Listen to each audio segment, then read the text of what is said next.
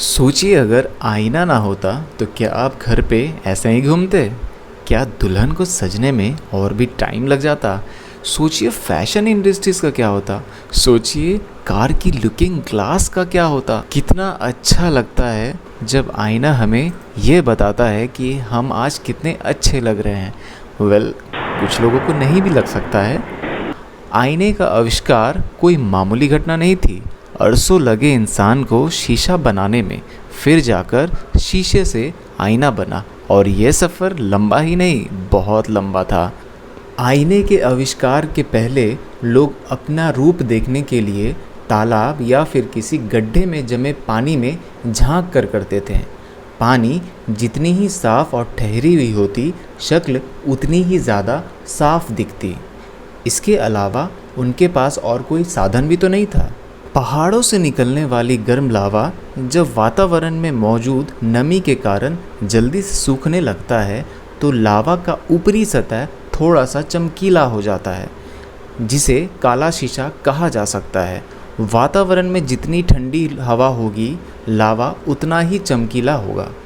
इसे और भी पॉलिश करने के बाद आईने की तरह इस्तेमाल भी किया जा सकता है। चेहरा पूरा तो साफ नहीं, पर कुछ हद तक काम चलाया जा सकता है।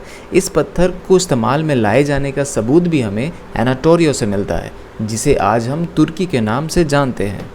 आईने को बनाने के लिए सतह खुरदरी नहीं बल्कि प्लेन होनी चाहिए, और जब उस प्लेन सतह को खूब पॉलिश किया जाता है तब उसमें रिफ्लेक्शन की प्रॉपर्टीज़ आने लग जाती है। और यही वजह रही कि करीब 4000 ईसा पूर्व मेसोपोटामिया में तांबे को आईने के रूप में इस्तेमाल किया जाने लगा, क्योंकि इसे खूब पॉलिश करने के बाद यह बहुत ही चमकीला हो जाता है। धीरे धीरे इसका इस्तेमाल इजिप्ट, फिर बाद में जाकर सेंट्रल और साउथ अमेरिका ने भी शुरू कर दिया। पीतल युग के दौरान अब ना सिर्फ तांबा बल्कि पीतल और चांदी जैसे धातु का भी उपयोग शुरू हो गया और आईना बनाने की होड़ सी लग गई। चांदी के बने आईने के इस्तेमाल में और भी तेज़ी आई और बड़े बड़े राजा महाराजाओं की ये शान बन गई। अभी तक धातु के बने शीशे संतोषजनक तो नहीं थे और इन सब का इस्तेमाल भी बस अमीर लोग ही कर सकते थे। दूर कहीं इजिप्ट के रेगिस्तानों में अक्सर देखा जाता रहा एक ऐसा चमकीला पत्थर जिससे रोशनी आर पार हो जाती थी। कहा जाता है कि ये पत्थर बालू और बिजली के गिरने के वजह से बनती है। इसी पत्थर के अनोखे रूप को देखकर और बहुत ही कम मात्रा में पाए जाने की वजह से वहाँ के लोग इसे गहनों के रूप में इस्तेमाल करना शुरू कर दिए और यह बहुत ही कीमती भी बन गया। लोग अभी भी इस शुरुआती शीशे से अनजान थे। राख, बालू और सोडा पाउडर को मिक्स करके उच्च तापमान में जलाने से शीशा तैयार हो जाता है। तीसरे मध्य शताब्दी से पहले मेसोपोटामिया, सीरिया और इजिप्ट जैसे जगहों पर धातु को पिघलाकर मनचाहा आकार देने की प्रक्रिया तेज़ी से चल रही थी, और ऐसा करने के लिए धातु को उच्च तापमान में जलाया जाता था और उसी आग ने गलती से यहाँ के लोगों को बालू से शीशा को तैयार करने की प्रक्रिया भी सिखा दी। यह कुदरत का बना हुआ शीशा नहीं बल्कि इंसानी शीशा था, जिसकी प्रक्रिया बस कुछ लोगों तक ही सीमित थी, और उसी गर्म शीशे को ही आकार देने के लिए बर्तन बनाने की शुरुआत भी हो गई और इसमें वह माहिर भी होते चले गए। यह शीशा पूरी तरह साफ़ तो नहीं था, पर इसे साफ़ करने की प्रक्रिया अभी तक मालूम भी नहीं थी। अभी तक लोगों ने शीशा तो बना लिया, पर आईना अब भी बनना बाकी था। यह अभी भी एक रहस्य ही बना हुआ था। शीशे का बनना एक राज था जिसे इजिप्ट और मेसोपोटामिया जैसे देशों ने छुपा रखा था, सिर्फ और सिर्फ व्यापार को बढ़ाने के लिए।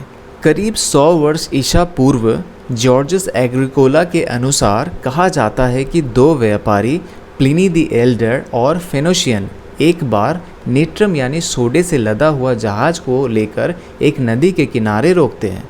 खाना बनाने के लिए रेत में चूल्हा बनाकर आग जलाया जाता है और सोडे का एक ढेला उस आग में डाल दिया जाता है। उस रेत में सफ़ेद सिलिका के पहले से मौजूद होने के कारण सोडा रेत में घुलकर एक साफ शीशा उत्पन्न करता है।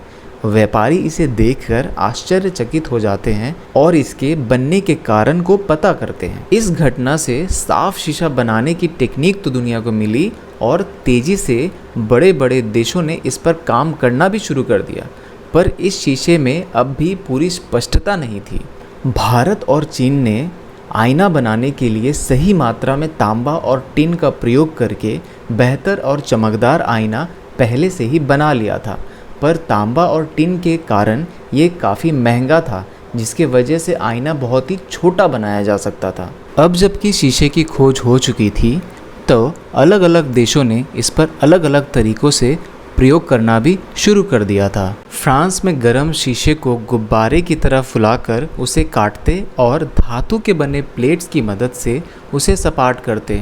जर्मन्स ने इसी काम को करने के लिए नई टेक्निक बनाई और वेनिस ने उस नई टेक्निक की मदद से शीशे को और भी साफ और सपाट बना लिया।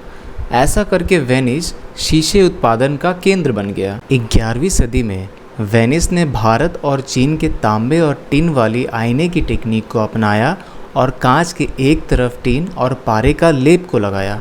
ऐसा करने पर जब उस लेप को गर्म किया जाता तो पारा उड़ जाता और चमकीली सी चीज़ शीशे पर पीछे छोड़ जाता। इसे थर्मल शॉक कहा जाता है। यह आधुनिक शीशा साफ, स्पष्ट और सपाट भी था, जिसमें चेहरा साफ देखा जा सकता था। इस आधुनिक आईने ने धातु के बने सभी आईनों को पीछे छोड़ दिया और सभी के घरों में पहुंच गया।